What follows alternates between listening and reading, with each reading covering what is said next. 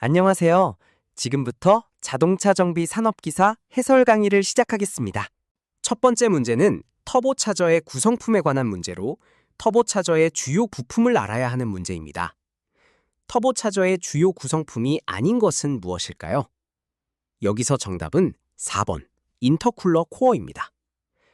터보차저는 배기가스의 에너지를 이용하여 흡입 공기를 압축해 엔진에 공급하는 과급장치입니다.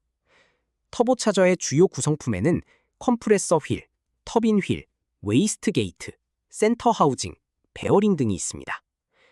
컴프레서 휠은 흡입 공기를 압축하는 역할을 하고 터빈 휠은 배기가스의 에너지를 받아 회전하여 컴프레서 휠을 구동합니다. 웨이스트 게이트는 과급 압력이 일정 수준을 넘지 않도록 배기가스를 우회시키는 장치입니다.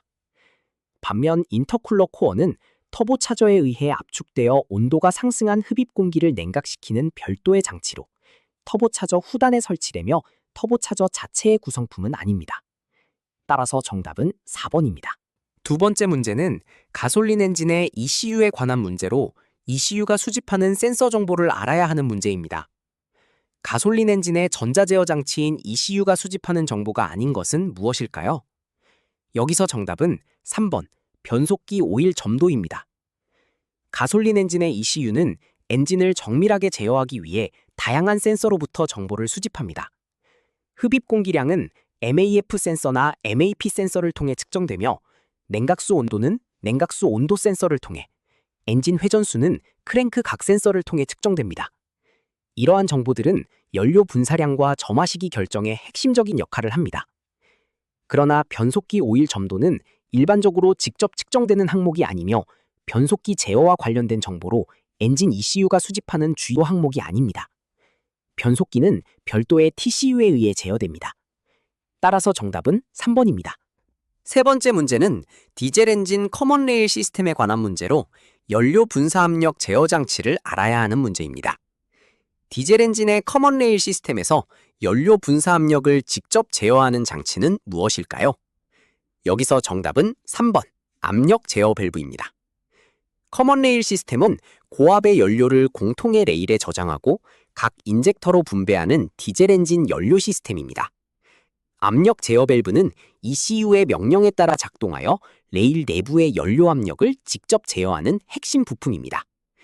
이 밸브는 엔진 운전 조건에 따라 필요한 분사 압력을 정밀하게 유지합니다. 인젝터는 연료를 실제로 분사하는 부품이고 레일 압력 센서는 압력을 측정만 하며 연료 필터는 이물질을 걸러내는 역할을 합니다. 따라서 압력을 직접 제어하는 장치는 압력 제어 밸브이며 정답은 3번입니다. 안녕하세요. 지금부터 자동차 정비 산업기사 해설 강의를 시작하겠습니다.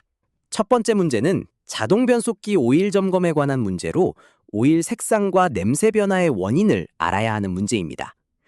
자동 변속기 오일 상태를 점검할 때 오일에서 타는 냄새가 나고 검은색을 띠는 경우 가장 의심해 볼 수 있는 원인은 무엇일까요? 여기서 정답은 2번, 변속기 내부 클러치판의 과열 및 마모입니다.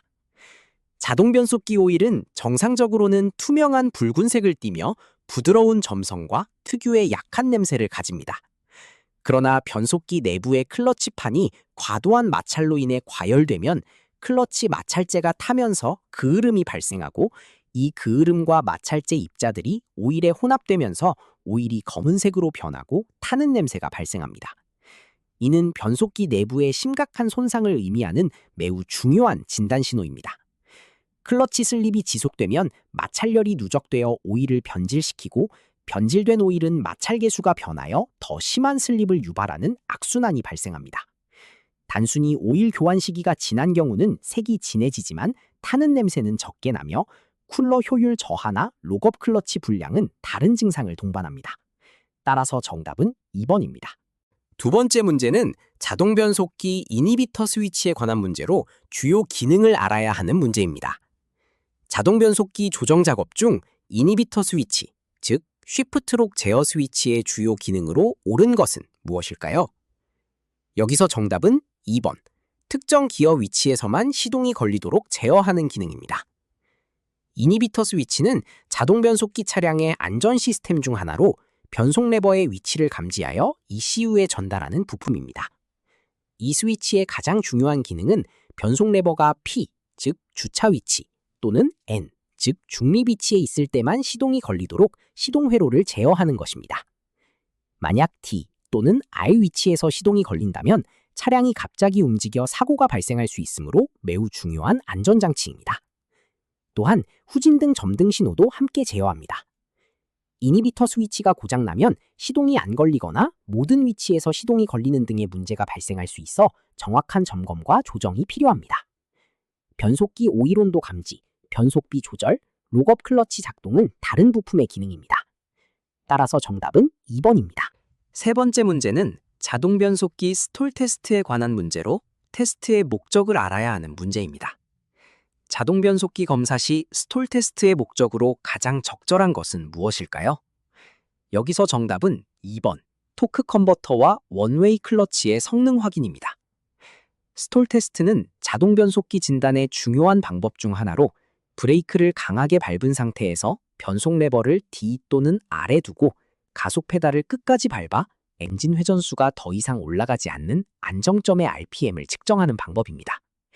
이 테스트를 통해 토크 컨버터의 성능과 변속기 내부 원웨이 클러치의 작동 상태를 종합적으로 확인할 수 있습니다.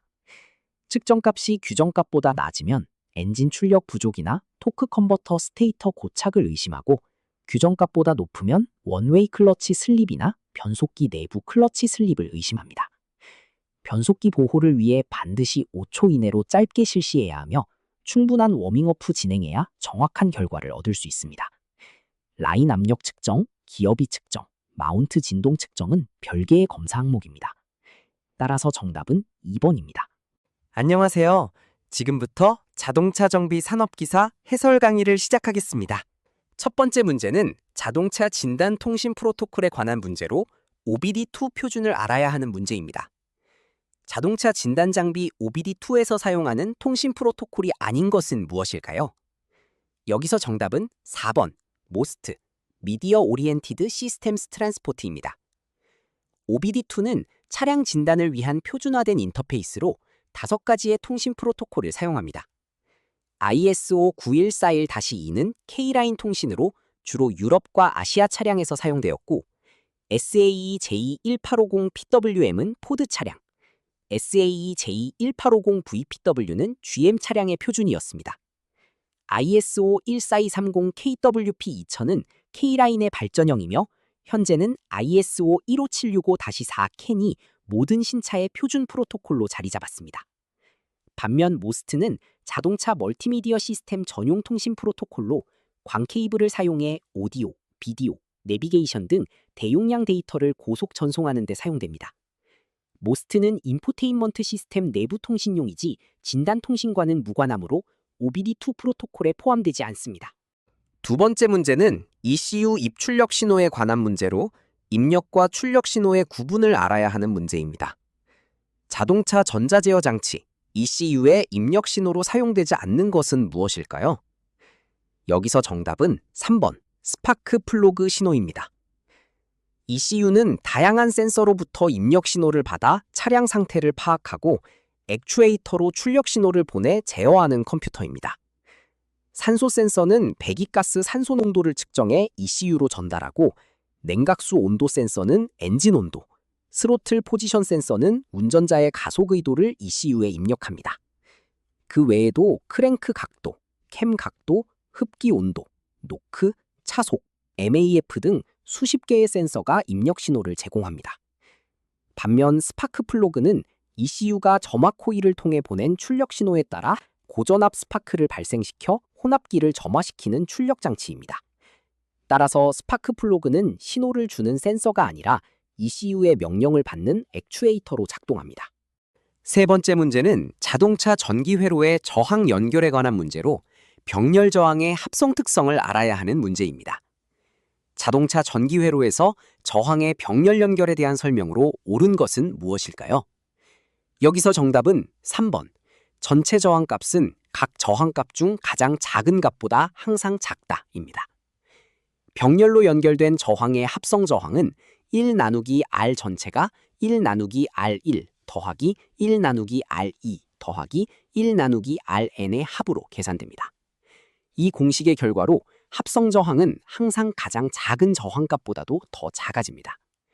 예를 들어 10옴과 20옴을 병렬 연결하면 합성 저항은 약 6.67옴으로 가장 작은 10옴보다 작습니다.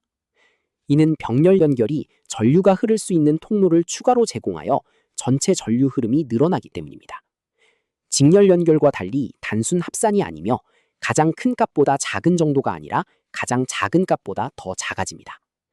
또한 각 저항에 흐르는 전류의 합은 전체 전류와 같다는 것은 KCL의 원리이지만 가장 핵심적인 병렬 저항의 특징은 합성 저항의 감소입니다.